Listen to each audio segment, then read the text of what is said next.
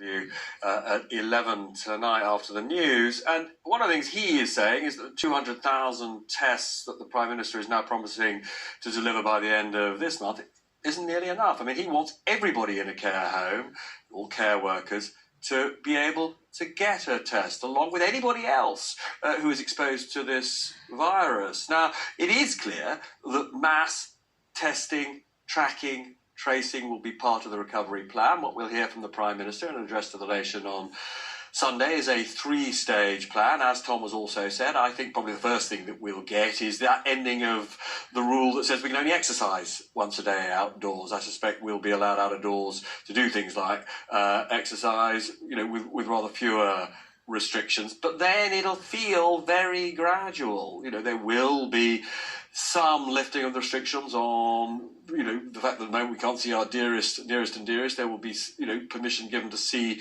a smallish number of our closest friends. There will be some opening of businesses, but only after businesses have reconfigured themselves so that we're not working too close to each other. This 2-metre distance between all of us is going to remain in place for some considerable time, because there is an enormous fear in government that if they lift these restrictions too quickly, that actually the rate of infection will surge again. So yes, I think the Prime Minister will deliver a sort of semi-message of hope that things are getting a bit better, but I'm afraid to say, Tom, none of us are going to feel that it's back to anything like a sort of normal way of life. Okay, Robert, thank you very much indeed.